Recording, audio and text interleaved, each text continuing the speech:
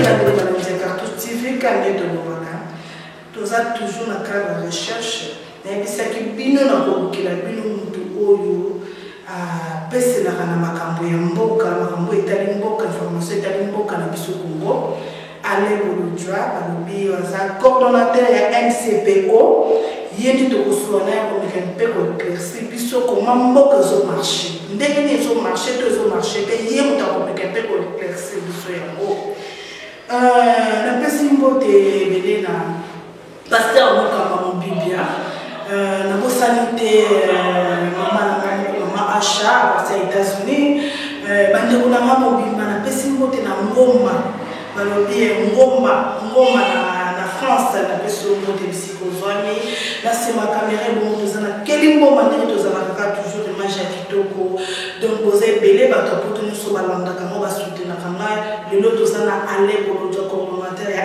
MCPO Rolanda et donc Rolanda. Bonjour, monsieur Ale Boloja. Bonjour, maman Agaï. Beauté Nabalali. En tout cas, c'est Béni Makasi pour l'invitation. Ale Boloja, tu sais bien que nous avons un plateau na biso, tu as mon ami Tuna Ibele, il y a un campo italien pour cannabis et comme na biso, pendant des arotambola. Tu as un dossier à caméra, la ligne à propos de dossier à caméra. Tout le monde est le caméra à la prison, la prison de Makala. Et tant que nous avons un message, caméra n'a démissionné dans le poste na été, il y a cabinet chef de l'État. Mais à Koutani na Makala, Makala, est-ce que façon à ça c'est là et la main prisonnier maintenant abimi na poste il y a pour ça la cabinet chef de l'État. Bon, Gaï Penza, Nazana Makanisi, Mokona, Unité. Naleko Kanisa, Kabwana, Ndego parce que le combat n'a pas été c'est-à-dire que Balaï faut désorienter les débat. Parce que Batumiki, tu connais l'état de droit, parce que c'est la première fois que mon directeur de cabinet est arrêté. Mais maman, c'est normal parce que jamais dans le Congo, tout le monde a un directeur de cabinet à la gestion et au programme et à la gouvernance. Parce que voilà, si tu as une analyse à madame, dès que vous montrez que la procédure n'est pas potable, ils arrivent à l'aventure. Et donc, quand vous avez M. Kamel n'est pas innocent. En principe, là, c'est qu'il est en prison. Mais M. Kamel n'est qu'un simple assistant.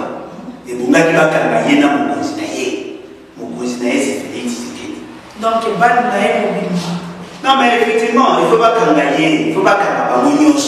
Mais va gagner Kamel justement parce qu'il va arriver à la justice à tout qui disait. Mais l'autre, il a dit, nulle part dans la Constitution. Et le le président de la République, ce qu'il a dit élu, toutes les institutions, il y a outil et qui a pour le pouvoir à l'État, a fait ça pour la mise en connaissance. À ce moment où le pays a été au Kabila, on a fait ça dans le bateau, va gérer. Ce qui veut dire que le problème est là qui a parti à Wallon.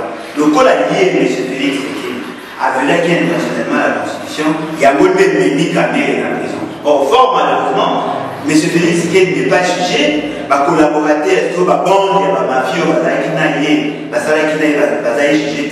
créé M. Kamel. Vous avez posé la justice a convoqué M. Félix Tshisekedi, Bassam Misaïd, celui qui va au travail, Bakangaï, ou l'année trompée dans le soleil. Tout le reste est là, c'est un peu. On a mis un procès suspendu, il y a M. Kamel. Effectivement, elle est suspendue tout simplement parce que, à niveau de procédures écoutables, avocat, conseil d'eau, avocat naïe, il y a Kamel et surtout, considérer que contacter en possession à l'élément ébélé. Parce que ce qu'on a dit le ministère public avec l'élément ébélé, avec la République, où il est chargé M. Félix M. Kamel. Et fort malheureusement, par mot, pour la besoin qui possession, contacter en possession en côté, c'est pas dit un mois. Il a dit dilatoire, mais heureusement, peut-être, juge va accorder la semaine. Ce qui est vrai, d'ici le 25, Bakozonga, probablement, la Rosa, mais ça me suffit quand même. Mais là, on n'a pas ces c'est-à-dire que le problème, il y a conception, il y a projet, il y a programme à 100 jours. Le problème, il y a coût, il y a programme à 100 jours. Le plan de moins en moins. Par projet, il y a qui est tenu. Le plan de moins en moins. Le lot Kabila d'aller juger pour un projet, il y a logements sociaux. Maman, logements sociaux, papa, il va vous tomber à 1500 logements. Même type il y a pas tomber en haut dans camp, moins de 20 000 $. Mais au Rwanda, il y a 38 000 $.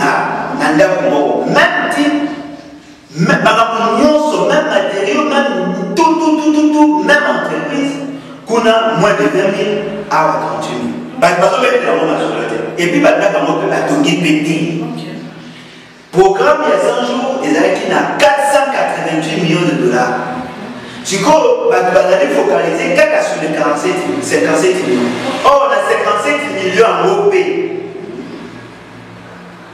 Bon, voilà, surtout, comment il y a une entreprise.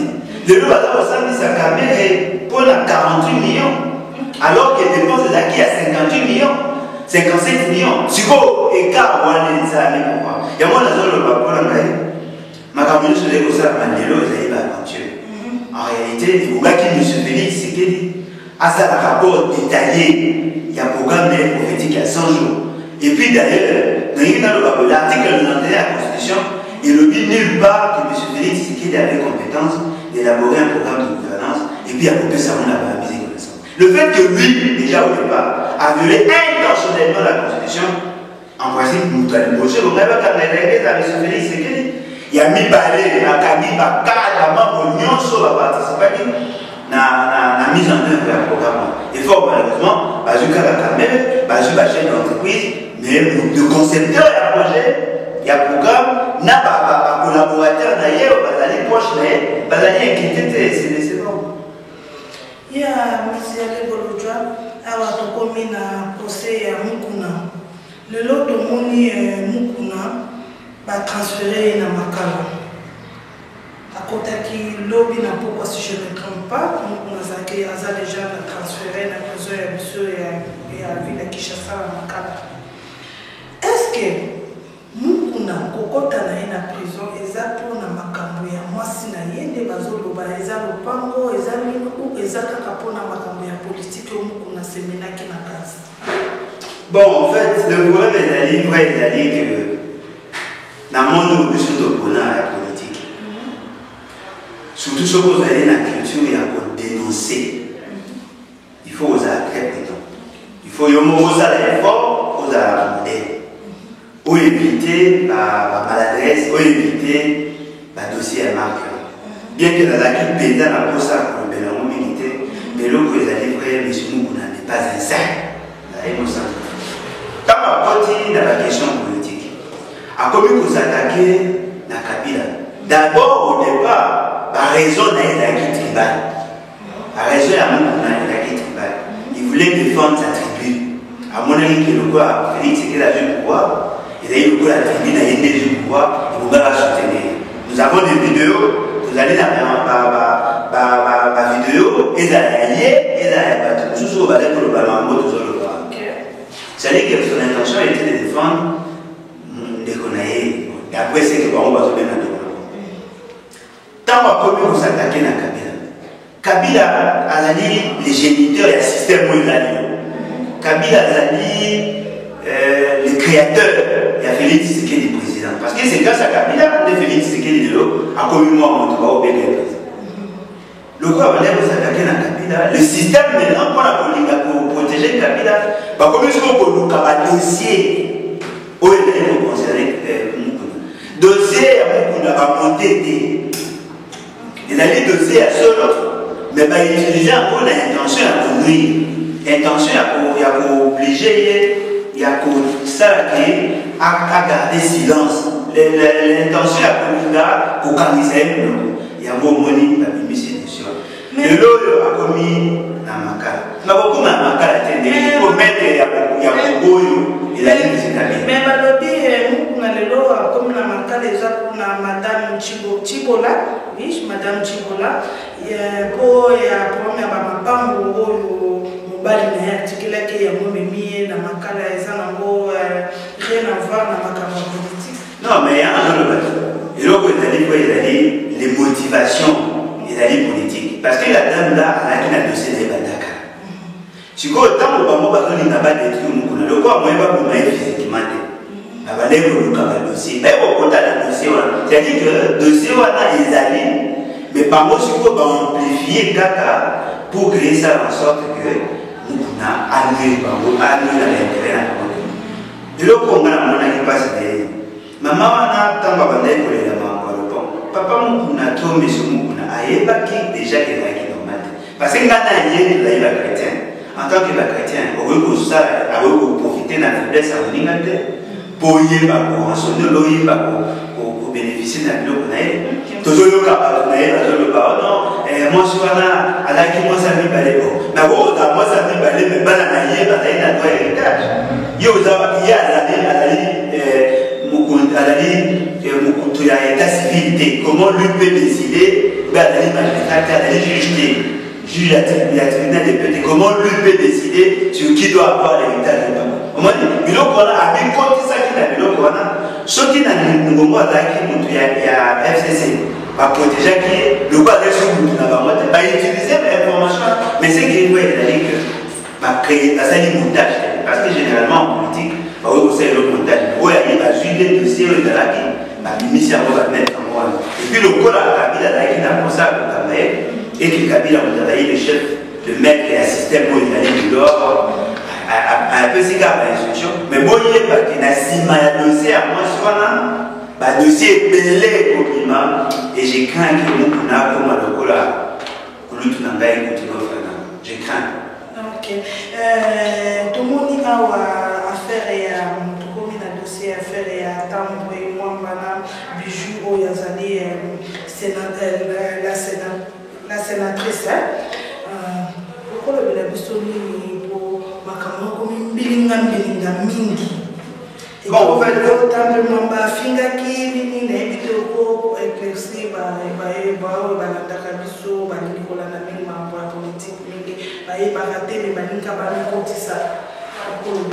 Bon, personnellement, nous évité à Congolais la guidance. Et puis, ça l'effort, pour taler la plus l'essentiel. Parce que, dans le cas de dossier, il y a deux éléments. Et demain, au final, là, il y a qui pas fini. Je suis désolé. Il y a qui a fini, maman en a dit. Mais, peut-être à confondre qui le gagne. Parce que ma camarade, le maman, on a souvent le baramo en dehors, il y a l'hémicycle, et il y a des posés dans mon problème. Il y a le bakeno, il y a Kingaï, ou invité Kingaï, là, c'est des insultés, ils ont un GOPD. Mais le problème des années, à l'outil, ma camarade, il n'y a pas vie, n'a pas mot privé, n'a siège et institution. Et là, on a un problème bien. Mais là, pour être plus important, au Congolais, ici et d'ailleurs, il va se focaliser dans le et aller sur la réhabilitation ou sinon l'entretien Misalo Basala qui n'a salle de Wana où il y a sur 4 millions de dollars. C'est-à-dire que les revendications à moi sur Wana, il y a Maman Wana, par rapport à la gestion, à la finance, il y a l'institution de la Bango, il y a un mot des questions où il y a tout ça. Parce que le gouvernement a mis est-ce que c'est compréhensible qu'il va venir à 4 millions de dollars pour réflexionner salle pour les déjà qui tombe. Moi, les débats, il a dit, parce que l'État congolais a un bon côté. Pour se retrouver dans le coronavirus, l'État congolais est incapable de 3 800 000 dollars pour la protéger.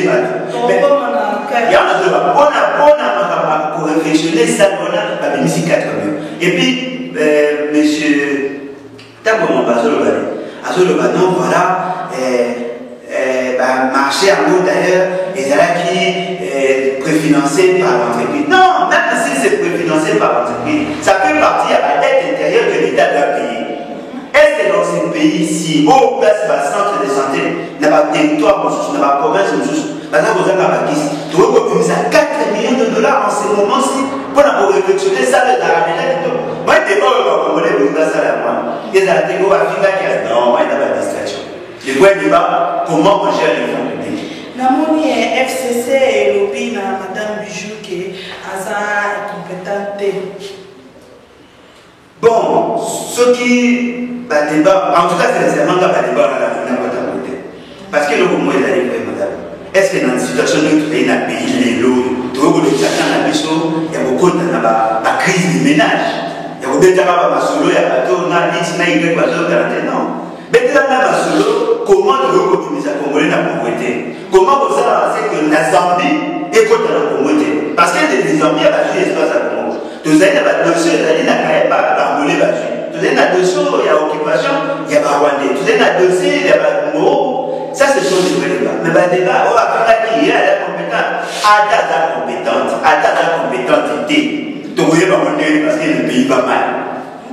Nous avons vu ça, monsieur Kalali compétent dans beaucoup de plus de 80% à Congo, il y a Congolais, pour vivre en deçà, il y a seul la pauvreté. C'est-à-dire que le ménage congolais, est incapable de dépenser des dollars pour la monnaie. Ça, ce sont des vrais débats.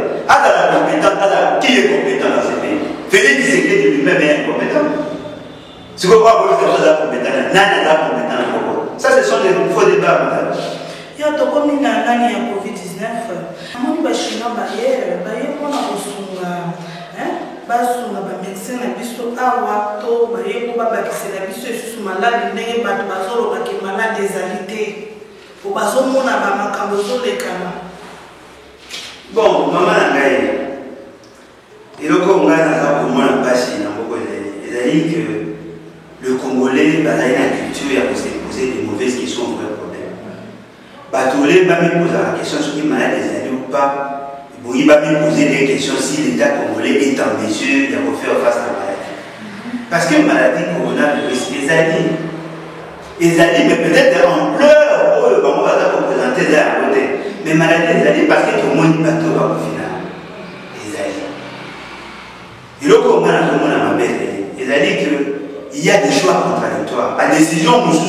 Félix, c'est qu'il y a deux choix. C'est comme si il y avait un mot pour aller dans le monde, il y a moi, il y a on dirait que moi, il y a moi, il y a ça dérange. Il y a pas de choses comme ça. M. Félix s'écrit de manière intentionnelle à violer la Constitution. Le 18 agit décision par l'oralité. Quand on a simple malhonnête à restreindre la liberté individuelle. On a déjà, c'était des acquis déjà graves. Les 24 a ordonnance, cette ordonnance controversée au bâtiment sur la même la Cour constitutionnelle a que on lui pose une mauvaise question et la Cour donne une mauvaise réponse à cette mauvaise question. Et là qui est déjà très grave. Avant pour tout comme pas comme à la Cour constitutionnelle, l'ordonnance déjà est en application. C'est-à-dire qu'ils prennent des décisions par l'oralité. M. Félix, tu ne pouvais pas faire ça, il faut prendre une ordonnance. Pendant qu'il prenait l'ordonnance était déjà appliquée et la Cour constitutionnelle s'est prononcée 2 semaines après. Et 2 semaines après, pour mettre fin à l'ordonnance, il faut avoir une autre ordonnance. À partir de l'Assemblée nationale, tant que vous siégez, l'Assemblée nationale, Sénat, vous siégez de la PCC pour que vous proroger de 15 jours avec possibilité de voir ça 15 jours. Le 8, 15 jours à l'essentiel. C'est-à-dire que M. Félix ne comprend même pas le fonctionnement de l'État. C'est-à-dire que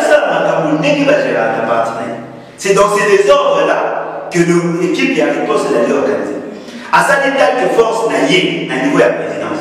Et l'État de force n'a rien à niveau de la présidence, car la État a un programme à 100 jours d'église. À demain qui, c'est-à-dire, pasteur, aujourd'hui cardinal, na papa Moussou Yamoulimo, à demain qui va bon, acte et demain qui va bon, il a qui entaché dans la irrégularité, bah, boy, coquille dans le système, à qui on le Moussou pour gérer les fonds. Et c'est qui est grave. Le budget à 135 millions de dollars, oh, c'est quelqu'un qui prend ça et qui va le poste. Bah, à cause de là, que l'extérieur Sénégal est plus de 80%. C'est-à-dire que l'État congolais est dans l'incapacité de mobiliser 135 millions de dollars. Alors que voyage, il y a M. Félix Tshisekedi à l'étranger, qui n'ont rien apporté jusque-là, il a mis plus de 50 millions de dollars. Mais pour sauver des vies, M. Félix Tshisekedi est incapable même de mobiliser 3 millions 800. Mais ce qu'on a dit dans le programme où il y a une politique à Saint-Jean, la rétro-commission où il est prévue pour le programme, 5% il y a un bon. C'est-à-dire que Bato qui n'a qu'à mériter le consort va gagner plus de 15 millions de dollars. Alors que M. Félix Tshisekedi est incapable d'accompagner ça 3 millions 800 à la cause de l'extérieur. Quand on va accompagner ça, la Chine a une idée. C'est-à-dire que la Chine a dit que l'État congolais a un président incapable de mobiliser les moyens, a aidé pour appuyer Mino. Quand il a pour appuyer Mino, les Chinois sont basés dans l'esprit capitaliste. Basés pour y aller dans le niveau, ils vont être dans la Simawana, dans la qualité de la langue. Et donc, je pense que des gens vont faire ça dans le vaccin. Vaccin aussi, de voir qui a voté. Oh, ils allaient par potion au Bassalaki dans Madagascar. Il y a un monde de Yokati. Pour vaccin, on a une source, c'est vrai. Et pourquoi il y a parce que M. Félix, qui est la Sénat, il y a bâti, n'a pas toi, n'a pas osé. Parce que M. Félix, c'est quelque chose d'année. Alléluia, à ça, on pas se payer ça. Bataliban, le roi qui est là, on va photo de Bill Gates, à Candice, les soins, à ça, on est là, à vous gagner cette partie, à vous légitimer le pouvoir. Mais ce qui est vrai d'aller au-delà de bateau, il faut toujours très prudent. Parce que les Chinois ne sont pas différents des Américains. Les Chinois sont hypocrites. La communauté internationale est justement que la position est croire que les Chinois nous aiment, c'est être naïf.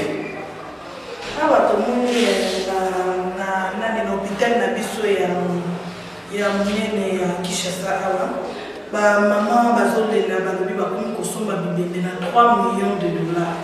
Donc ce qui va monter pardon 3 000 dollars pour la loma ba monter bébé kufaki même na malade même na accident on trouve ça de ma père à 50 moto akufi na accident ba le ba bimisa bébé ba bakangi bakomi ko sala monetike oto kufa na coronavirus. Maman mais Félix Tshisekedi président au cas moi Félix qui est né dans le mensonge. C'est-à-dire que beaucoup d'Inaïe ont terminé dans le mensonge. Aucun mot raté, parce qu'il y a un pays atypique. Mais ce Félix, c'est qu'il a été démocratiquement. Et vous pensez que pour la communauté, parce que le problème est pour attirer la sympathie à la communauté internationale, il faut que dans le nombre de contaminés. Il faut que dans le nombre de décès à partir de avoir tant de possibilités, il y a besoin pour capter la forme. Même pour ça, ces gens-là vont continuer. Maman, est-ce que vous dit le budget Moutoumoko, l'équipe, il y a des postes de médecins, il faut d'abord combien par jour? Il faut que vous gagnez. Parce que ceux qui parlent montent par jour, et vous pouvez qui m'a dit ça. Et là, tu vas le cas de l'information. Pour ceux qui parlent, c'est l'information qui a vraiment trouvé. Ce qu'on a dit montant au PESA, les médecins au la 4 équipes de riposte. Vous voyez que la cause n'a pas été maladie à l'essai. Parce qu'il y a pas de tout le monde qui dit Congo. Mais pour la vie, il va y avoir des traitements dans la et puis, ce qu'on a dit dans la statistique, donc comme il y a plus de 1000 et quelques cas de l'équipe déjà 1000. Bateau, il y a une évolution normale, c'est-à-dire une évolution en alarme. Parce que déjà dans les 600. Or, en réalité, ceux qui vous donnent une évolution en alarme, c'est-à-dire aller au Canada à la guérison. Mais comment bateau a une évolution en alarme? Bateau Matakaka, bateau a une évolution en proportion à bateau en alarme. Parce qu'en réalité, ceux qui vous donnent la bonne évolution, il y a 600. Un mois après, en réalité, il va vite.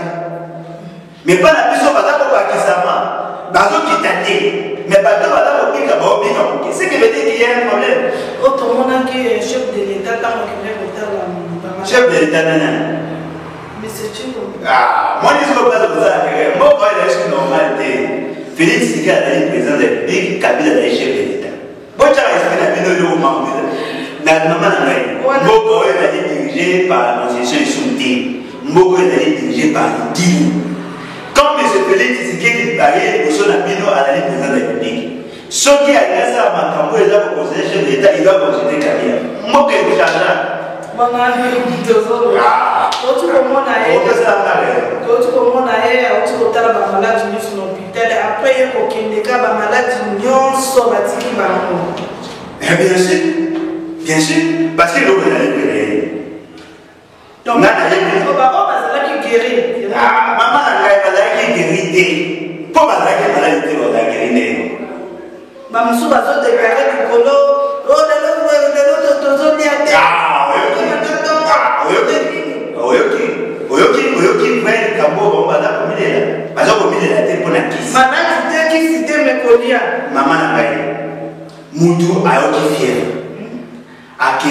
parce qu'il y a qui s'alloqué, ce qui fièvre au Québec, n'a rien à comme on a basé, basé en quarantaine. Basé, basé prélèvement, en attendant le résultat, pour aller à sortir à la Nambopa. 40 jours après, va baisser le résultat. Ce qu'on va faire, mais peut-être que ça va calmer, c'est comme on a. Ah, mais maman va baisser le résultat. Va baisser même pas au hôpital, il y a un résultat. Ce qu'on va faire, la maladie. Si vous avez la médicité, vous soignez répété, vous mimez points. Pour baser la vie qui déjà. Non, mais ma vie a été traitement. Nous avons des vidéos, madame. Mais la vie, ça n'a pas besoin de zombie, parce que ça, tu corps, ah, maman, comment dire, vous avez la culture au côté de la conduite à Kanyaka. Non, mais maman, Moutou Basale prélèvement, pour Basale examen. 40 jours après, pas baisser les résultats. Même l'hôpital au Tchèque en quarantaine va en afficher. Va soigner répété. Bobibi si 50e jour après. Il a qui s'est gardé qui maladie. Pour pas tomber, parce que c'est un symptôme. Batango va médicité. Tu vois, va piquer une. Ce qui veut dire que théâtre est ça, Makiwana, parce qu'il n'a pas ça pour un babichon. N'a pas personnellement dans les barres, M. Félix. Il est né politiquement dans le mensonge. C'est-à-dire que maman, je dois aussi la mort. Il a qui justement pour la procédure va faire le discours. Et puis, M. Félix, c'est que alors il a utilisé le coronavirus pour éliminer par partenaire politique. Et puis pour qu'il y ait pour justifier l'émission un jour que l'émission ça m'a été pour le coronavirus. Et si matin, moi je vais la station maman. Monsieur Alain Bolodja, est-ce que vous pouvez faire cette pour la MCPO? Bon, MCPO, il a dit une nouvelle classe politique de l'opposition. Il a dit caucus, regroupement Kaka et Bateau, il a dit aussi la politique, mais il a dit membre de la partie politique jusque-là. Mais vous avez déjà dans le cas d'ici, il y a aussi la partie des BAT, les vont-nous et bâtissements. Partie des BAT, il a dit, et vous avez la partie mobile libérale, c'est-à-dire une partie des droites. Puisque vous reprenez sur l'initiative privée. Vous avez un peu ça de Sunda, pays n'a pas écouter, connaître tout, c'est-à-dire connaître le développement. Mais pour que tout comme un développement, il faut que chaque Congolais bâtisse la position à coopérer croissance économique et individuelle. Biso te concentrer sur le développement à milliers ce qui peut développer à milliers et qu'on permette d'accéder que les villes et les moyens. Parce que l'autre est connaître des choses pourquoi? Parce que dans notre province, dans notre ville, il n'y a rien. Dans nos territoires, il n'y a rien. Mais ce qui peut mettre l'accent là, et vous savez que la population, on n'a pas se développer, on va construire des logements. On va millions là, tout ça, c'est que la accès à Internet, accès à l'eau, accès à l'électricité, eau potable, la condition sont la meilleure pour que la tout ça, c'est que tout développer l'agriculture, la pêche et l'élevage. Qu'on a à partir de temps qu'on produit la richesse, population a besoin de compte, par autant ça marché à l'ensemble, n'a pas produit, il y a première nécessité, à partir de là, on a des choses trouver par le développement, pour que tout passe l'industrialisation du pays. On les a eu, donc une nouvelle classe politique de l'opposition, elle allait justement, regroupement, elle est comme Mabiso, pour tout qui est vers les élections. Mais tant que on a pris l'élection, on va faire des partenariats, peut-être certainement, avec la déconabiso, il y a la Moukaso qui peut pas bomber une idée. Pour tout ça, pour ça, le quoi, la Mouka qui battait les mains, battant. Pour les la Mouka, il va faire la bête. Mais maintenant, la Mouka, la Mouka, sinon qu'on a battu la Mouka. Eh, battu la Mouka, battu la Mouka, la Mouka, non. Quand il faut vous êtes, oh, comme ça, on va faire. Dans l'opposition républicaine proche du pouvoir. tout là bas sérieux. Monsieur le cas, monsieur Francis Calou. Au seul cas, il y a un moi avec les Félix. Mais avec les gars, tu comprends il y a tout ça l'opposition. On fait l'opposition contre l'opposition ou on fait l'opposition par rapport au système qui gouverne. Alors, moi, on a vu que là, on m'a demandé de la à 1200. Et comme il 3000 fois, mais il y a des combats de Fayoum. C'est comme si Fayoum n'allait pas l'économie. Il y a 19 000. 19 000. Il y a des gens en beauté, il y a qui t'y garde Fayoum. So il va retrouver $1, il m'a dit là, mais Fayoum a un état de pour les gens qui font. Il y a opposants contre Fayoum, tous les opposants contre le système. La Moukawana, il y a un beau, il y a ensemble. C'est ça la campagne à Félix. Oui, vous soutenez la majorité, vous avez imposé à changement. Ceux qui ne savent pas à continuer à lutter contre l'India, continuer. Parce que pour mettre la vérité des yeux, juste donner la sincérité des sultans. Ceux qui ne savent pas à continuer la philosophie, à faire respecter le jeu à la population. Pourquoi pas les soutenir? Trop continuer, trop soutenir. Pour les autres, ça ne s'est pas besoin d'avoir les liens. Vous devez se référer dans la Constitution. La Constitution le dit, pour être président de la République, il faut avoir plein de suffrages. M. Félix dit à comment président a émis nombre de voix quand la partie a procédé. Alors, la province a évité la province à Joaquin Combe. Il y a un bon lié, même dans le programme, tant que nous avons un logement social, à Tabaka, il y a un Kassai, un mouvement, il y a un Canada. Pourquoi? Pas à dire que vous n'avez pas de Dakar. C'est quoi, comment il présente les liens à la 7 millions 50 000? Allez, pour le toit, mais c'est pour le toit de commune à sous l'émission. Sur les exemples, la base qui est sous la route de Yamba, peut-être on continue toujours au Yamba. La base deuxième édition, vous avez tout sous le voyage sur le rapport de Yamba. Vous voyez, pardon, vous voyez sur le Yamba, tout aussi ça m'a sauvé aux Américains. Donc, on va le sur les alliés. Malheureusement, les alliés étaient population congolaise d'ici et d'ailleurs. Tu éviter comme on a faux débat. Débat sur le années, pas quand on s'est fait, c'est pas.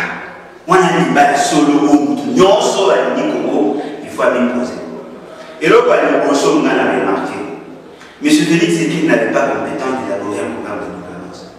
Il a donné intentionnellement à la Constitution, l'article 91. M. Félix Tshisekedi a sa usurpation et incompétence. À bon tour, il y a beaucoup de gouvernement, il y a le même ministre, il y a le ministre du budget, il y a la finance, à Pessin, il y a mis connaissance. Dans la Constitution, le coordonnateur et l'action gouvernementale, c'est le Premier ministre, article 93. Lui n'a pas respecté ça. M. Félix Tshisekedi a occasionné une malversation financière. Il a démontré par le noir sur le blanc que dans le document, déjà, il avait des mensonges. Au-delà de la surfacturation, Maman a venu du commerce. Batongi a 6 millions de 100 000. 1,46 km. Avenue du commerce. Est-ce que vous voyez que 240 millions de dollars, 240 millions de dollars, c'était pour effectuer des routes. Vous voyez que nombre de kilomètres, ça a été. Ce qui veut dire que le pays a été marché. Mais ce pays, c'est qu'il doit être arrêté d'après le. C'est à vous maintenant de voir ceux qui vont arrêter ou pas. Parce que l'article 167, pas pour sa communauté que la Constitution a connu le bail qui va vous présenter. C'est faux. Dans notre Constitution, article 167, il dit Kakoki Kokamaye. Malobine, article 7. Non, l'article 165 de la Constitution est clair. Bakoki Kokama, président de la République en fonction au Congo. Comme on voit, on a l'État de la France. On peut l'arrêter. Mais Thomas, il va adopter déjà un animal. Soit il va gagner M. Félix Tshisekedi, le reste après. Même pour des raisons pédagogiques, soit il va gagner M. Félix Tshisekedi. Parce que M. Félix Tshisekedi, en programme, a déjà déjà l'intention à m'envoler parce qu'il y a une surfacturation. Et puis au-delà de ça, vous pouvez vous commissionner à 5%. N'a pas tapé à M. Félix Tshisekedi dans ce programme néant. Ça les tableaux c'était 1488 millions, mais dans d'autres tableaux, il y a plus d'un projet à plus de 180 millions de dollars par répondre à la montagne globale. Ce qui veut dire qu'il y avait l'intention de payer. Et on a là aussi la Congolais, tout l'idée à ce qu'il va calmer M. Félix Tshisekedi. Pour il va contacter le numéro national simple 00243 81 250 28 51. Oh, Nyonso, ayebi kalingi bakanga Museveni Tshisekedi abengi biso oya moni kalingi batika Museveni Tshisekedi asala bapancho na ye wana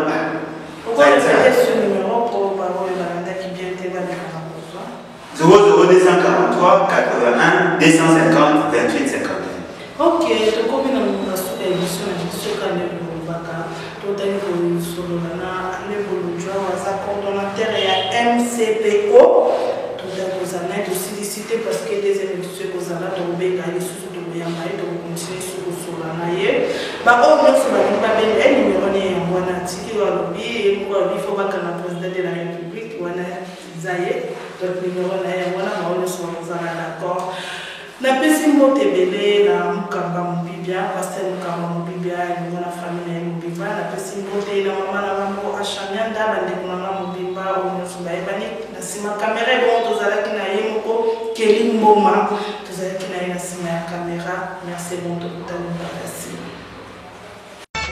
Tout change, tout évolue, seuls les imbéciles ne changent pas. Tout change, tout évolue. Seuls les imbéciles ne changent pas. J'insiste, je persiste et je signe. Les ennemis de l'Afrique, ce sont les Africains. J'insiste, je persiste et je signe. Les ennemis de l'Afrique, ce sont les Africains. Les imbéciles ont décidé d'entrer dans l'histoire. À reculons, les peuples bâillonnés écoutent la symphonie des canons. Les Algériens égorgent les Algériens. Les Somaliens fusillent les Somaliens. Les Rwandais génocide rwandais. Les Burundais découpent les Burundais. Les Congolais massacrent les Congolais. Les Angolais brûlent l'Angola.